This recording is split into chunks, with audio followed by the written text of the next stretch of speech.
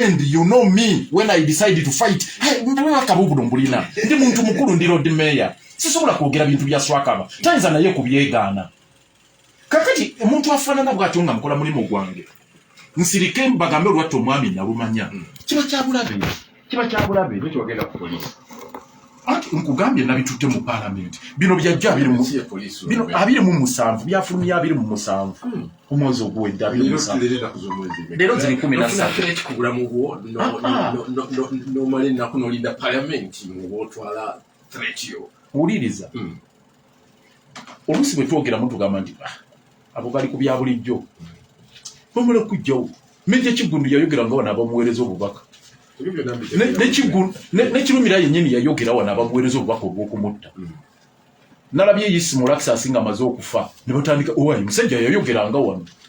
Kakati bojja kumbuuza nti lwaki walwawo. Mutumala mu nnyo amaanyi.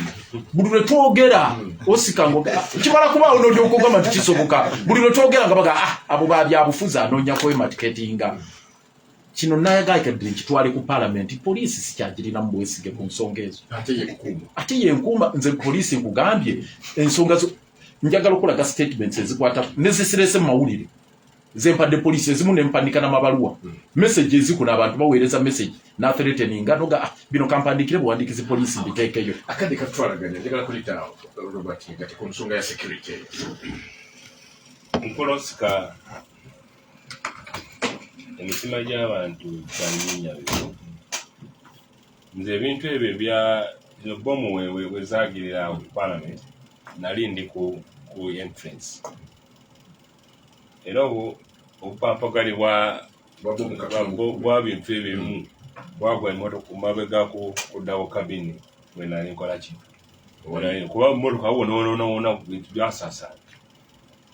So tutwalabako. Naye ate era mu bbanga limaze mu bukulembeze nange nafunako threat.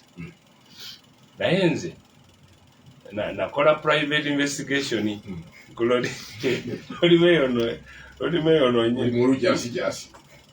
nakola private investigation paka kukasembayo kuba batuuza no media briefings nze batuuza police zetuuza buli wikire kati nze mbaani jeni bakola nti waitulo namasimu nze sinawana kumanya nti waliwo abaagala okukola ki kumbusaako olabe naye nga waliwo ne be bakutte bali munda muki mukaduukulu nze tewanabeerawo akola ki ankubira simu nti wayi wegendereze nga ne media briefing etuulo mu biseera mukulu ena waliwo abantu betunoonyerezaako abantu ate obulabe babaagala tusobolabe ku member parliament ow'ebuvuma atanaba kumanya era nkubuulira nti gundi eyaggwa nga tewaliwo omuntu ankubidde okujjako eyankubira yali omuyaŋŋamba nti why don't you come and get security?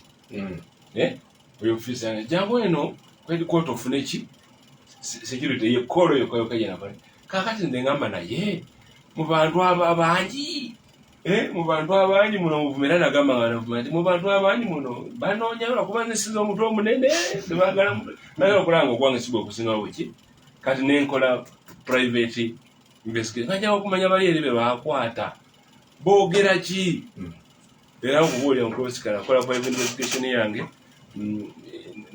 nembyali mu kaduukulu nembimanya using my own private investigation ne bakwata ne boogera mission negimanya nenzirayo newakalinga kasitandikoze eki ntegere kakati road mayor kimusaba wakati lwera katonga mugale ojjawo ate nga eddiini watuganye olisenga tewazise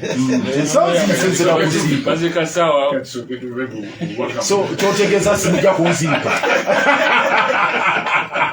katonga mugale